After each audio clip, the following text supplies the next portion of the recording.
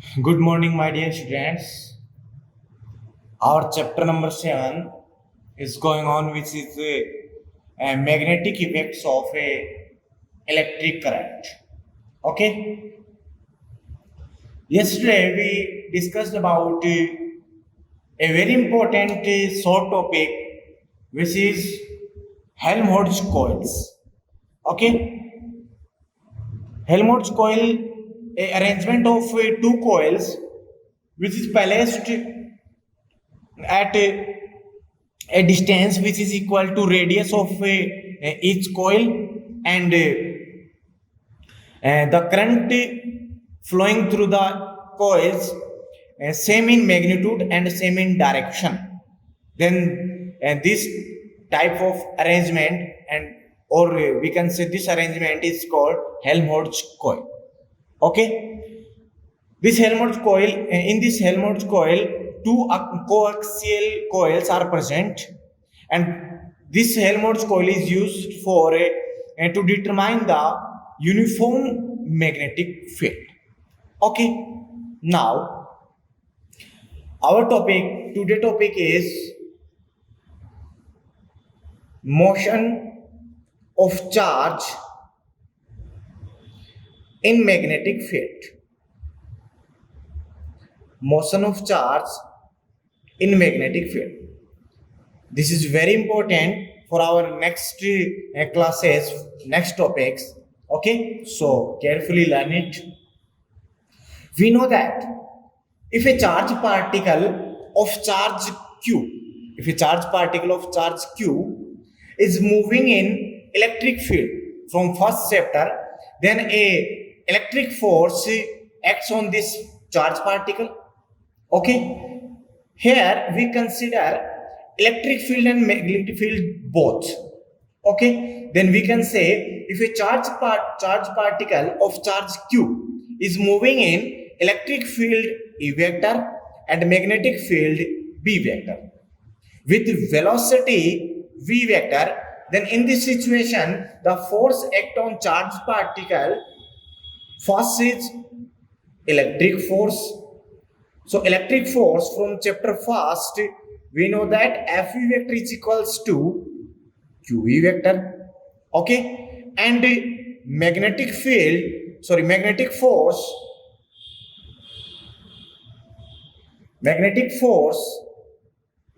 which represent by Fm. So Fm vector is equals to Q into V vector cross B vector. Okay. If both fields are present in this situation, both forces are act on the particle, then the resultant force on the particle F vector is equals to sum of the both forces. F vector is equals to F E vector plus F M vector. Okay, put the value of F E vector and F M vector, then F is equals to Q E vector plus Q V cross B vector. Okay, in RHS, Q take common, then F is equals to Q E vector plus V vector cross B vector. Okay, this force is called Lorentz force. It means if a charge particle of charge q is moving in electric field and magnetic field both, then the force acts on the charge particle is called Lorentz force.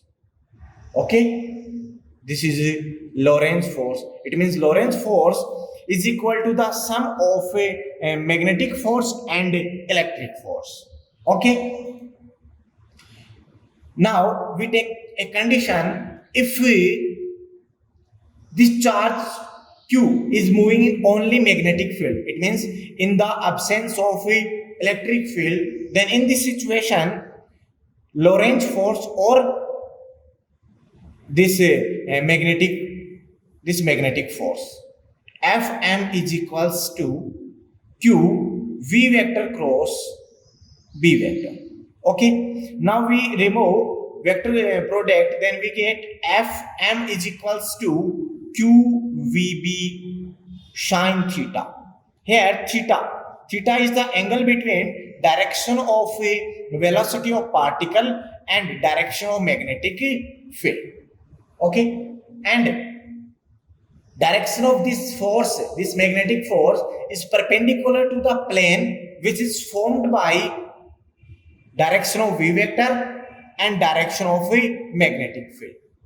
Okay, again repeat, direction of this force, this magnetic force, is perpendicular to the plane which is formed by direction of velocity and direction of a magnetic field. Okay, and this direction of this force can be determined by right hand screw rule or left hand Fleming left hand rule. Okay, in next class we will discuss about these forces, these rules. Now we take some special case. Our first case is if a charge is in rest condition. It means if charge is not moving, in this situation velocity of charge particle is equals to 0, then V is equals to 0, so Fm is equals to 0. It means if the charge is not moving, in this case the force, magnetic force on the charge particle is equal to 0. Okay, second condition, second case, if charge is moving along the magnetic field, we can say that if charge particle is moving parallel to the magnetic field or anti-parallel to the magnetic field. In this case, if charge velocity of charge particle parallel to the or in the direction of magnetic field, then theta is equals to 0 degree, and opposite to the magnetic field, it means anti-parallel to magnetic field, then theta is equals to 180 degree. Okay, in this situation sine theta is equals to 0. Again from this equation Fm is equals to 0. Again we can say if charge is moving along, it means parallel or anti-parallel to the magnetic field, then magnetic force act on a charged particle is equal to 0. And in this case the charge is moving in linear path, in a linear path. Okay, suppose this is a magnetic field B vector and this charge particle Q is moving in the direction of a magnetic field, then in this condition, in this situation, this charge particle is moving in linear path in the direction of magnetic field. Okay, this is the second case. So we take our next case, which is motion of charge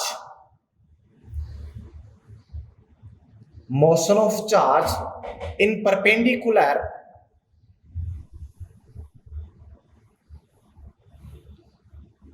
to magnetic field.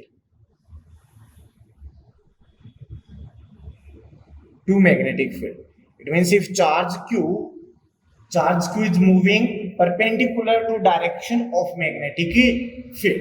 Okay, in this situation theta is equals to 90 degree, so sine 90 is equals to 1. So magnetic force F is equals to QVB, and value of this magnetic force will be maximum. So F maximum is equals to QVB. Okay, in this case the direction of force again perpendicular to the plane formed by V vector and a B vector. It means plane formed by direction of a velocity and direction of a magnetic field. Okay, and due to this force, the particle start to move in circular path. Suppose this is a magnetic field, and direction of this magnetic field to downward direction of this plane, downward direction of this plane, this is magnetic field. In this magnetic field, a charged particle of charge q is moving in perpendicular direction, in downward direction, magnetic field direction, and this direction is velocity of the charged particle, direction of velocity of, then we can say these are perpendicular to each other. Okay, then in this condition, this is direction of a v vector. Then in this condition, a force act on the charged particle, a force, magnetic force act on the charged particle, and direction of this force given by Fleming left hand rule. What is Fleming left hand rule? This is the Fleming left hand rule. This is thumb and middle finger, first finger. Okay, this finger represent the direction of magnetic field, and this finger is represent the direction of velocity. Then direction of thumb it represent the direction of force. Okay, here direction of magnetic field is downward direction, in this direction, direction of velocity in this direction, so in this direction, then direction of force in direction, means this is the direction of a magnetic force. Okay, so here this direction velocity and this is the direction of magnetic force, due to which this particle, this charged particle start to move in a circular path like this. This is the path of a charged particle. Okay, now in this case, necessary centripetal, we know that in circular motion a force, a centripetal force is necessary for the circular motion. So necessary centripetal force for circular motion is provided by this force, this Lorentz force. And we know that from previous class, if a charged particle of mass m and velocity v is moving in circular path of radius small r, then centripetal force Fc is equals to mv square upon r. Okay, and here centripetal force is equal to Lorentz force. It means Fc is equals to Fm. Fc from this equation and Fm from this equation. Then mv square upon r is equals to qvb. V to v cancel out, then we get radius of circular path r is equals to mv upon qb. This is the radius of circular path of a charged particle. Okay, in momentum form, since momentum p is equals to mv, then put the value of p in this equation. Then p is equals to r is equals to p upon qb. This is the another form of radius of circular path. Okay, according to this equation, we can say the radius of circular path is directly proportional to momentum of particle, is directly proportional to momentum of particle, and inversely proportional to magnitude of charge, and inversely proportional to intensity of magnetic field. Okay, from this equation, again repeat, the radius of circular path of charged particle is directly proportional to momentum and inversely proportional to magnitude of charge and intensity of a magnetic field. Okay, now we know that kinetic energy We know that kinetic energy of a particle, which is represented by Ek, is equals to 1 upon 2 mv square. Okay, now we multiply small m at up and down terms, then we get m square v square, which equals to p square. So 1 by 2 p square upon m. From this equation, momentum p square is equals to 2m ek. So p is equals to under root 2m ek. This is the form of momentum. Then put the value of p in this equation. Then we get another form of radius of circular path. R is equals to under root 2m ek upon qp. This is the another form of a radius of circular path. Okay. Now, time taken in one cycle by the particle. This is one cycle of a circular path. Then time period of this particle. Time period, or we can say time taken by particle in one cycle. We know that time is equals to distance upon velocity. Distance upon velocity. Here distance is the circumference of this circular path, and we know that circumference of a circle is equals to 2 pi r. Here r is the radius of this circle, and here velocity of this particle is v. So time period t is equals to 2 pi r upon v. Put the value of r from this equation. Then t is equals to 2 pi upon v into mv upon qb. V to v cancel out. Then we get t is equals to 2 pi m upon qb. This is the time period of a particle. Okay. Now, linear frequency of particle. What is frequency? Number of vibrations in 1 second is equal to frequency. Okay. Or we can say that a relation between frequency and time period, which n is equals to 1 upon t. Means frequency is inversely proportional to time period.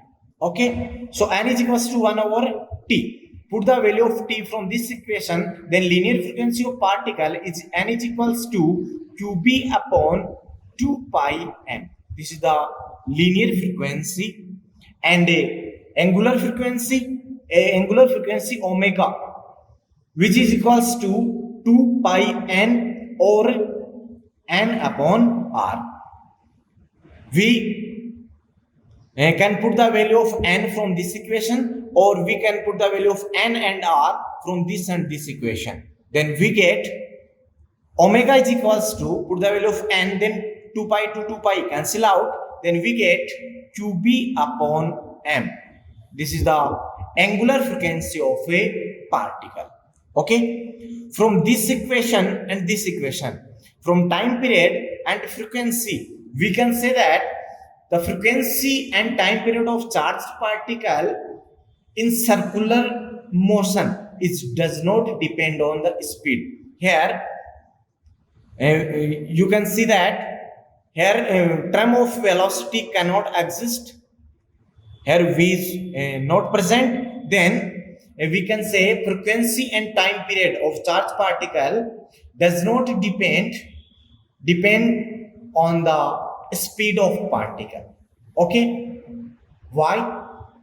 Because from this equation, if velocity is increased, then radius of circular path will be increased.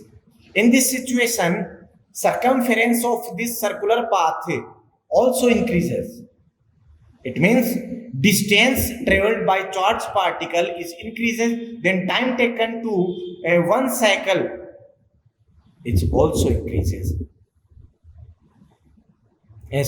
Time taken is by the particle is remains same. Repeat.